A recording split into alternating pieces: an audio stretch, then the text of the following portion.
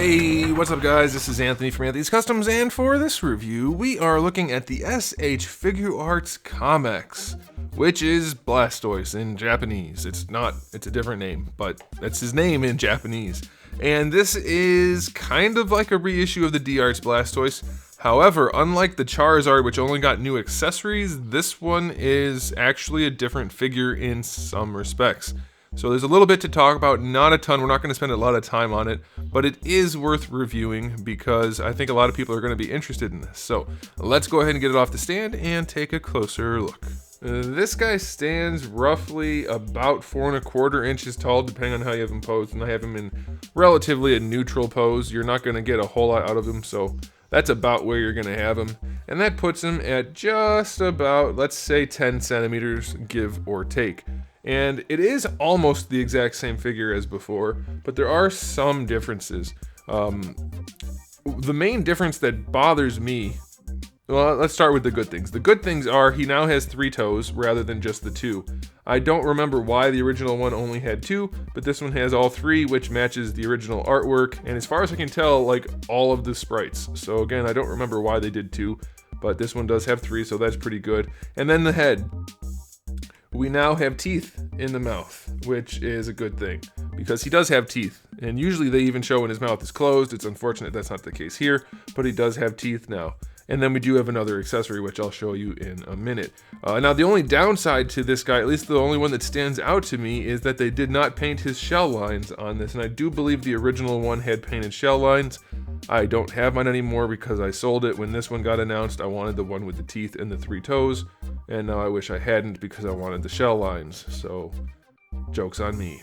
But otherwise, it's basically the exact same figure. We do have some shading in the shell, not shell. And there's a little bit of shading throughout his blue. It's very, very subtle. There's some on the top of his head and a little bit around his knee pad thingies. And I think maybe that's it. It's very subtle shading, but that's okay. The eyes are painted pretty well. The mouth is painted well enough. It's not great, but it'll do. As far as accessories go, they're slightly different color blue. The other ones were more clear by a lot, and these are a lot more blue with white frosted tips. So if you like that, that's a thing. And then we do have an alternate head, which is the exact same head, just with the eyes looking off to the side. So a little bit different than before, and I think that's pretty cool. Articulation's all the exact same. I'll run it really quickly for you guys if you haven't seen it, but it's pretty basic. We have a ball peg on a hinge. So these things have a hinge that let them go forward and back like that. And then they also have a ball peg which lets them move around. This part hinges just the tiniest little bit. So you're not going to get a ton of range out of them, but I like to just kind of put them forward and in as far as I can. And that tends to give them a decent look. A lot of people complain that he's not balanced well enough, that if you add the water cannons in here, or hydro pump, or whatever you want to call these, that he falls over. And yeah, he can if you don't pay attention to what you're doing, but he's not going to necessarily fall over. Let's see if he does right now. Amazing. He didn't fall over. Now, of course, if you lean him forward so that they're pointing more forward, then yeah, he'll want to tip, but that's how gravity works. So I don't understand why people are complaining about that. They could have made him super heavy, I guess, but that's not the kind of thing most toy companies do. So that's just the way it goes. Alright, so as far as the head goes, we have a ball peg. This neck piece is just a floating piece, so the whole head can just kind of move around. It's a little awkward. That might be enhanced from the original release. I don't remember that being the case. I do think they changed that with this one. I'd have to check, but I think they did add a little bit of extra mobility there, so that's pretty good. The head has decent range up and down, and it's just a ball peg on the back of the head, and so it's not the best range, but it does work. For the shoulders, it's basically just one big ball peg. That's what it feels like anyway. It's really troublesome to move though. This one's really stiff. This one doesn't move at all, barely. I can barely get it to move. I can get it to rotate though, which is weird. And then it does move a little bit more in certain positions, but it's essentially just a ball peg. And then for this part, it's actually just a giant ball hinge that lets the hand move around. I know it's kind of hard to tell that's what's happening, but that's what's happening. So you can rotate the hand and you can rotate the whole hinge and then use the hinge. So that's pretty cool.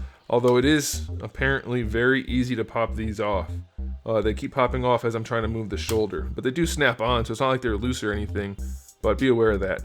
The little finger claws are just connected with little ball pegs. That's all the same as far as I can tell. The hips appear to be just on a big ball peg, and it's the entire leg, not counting the foot, so almost no range out of that. And then as far as the foot goes, I do believe there's another ball peg holding the entire foot in, but it's very minimal range, like almost none.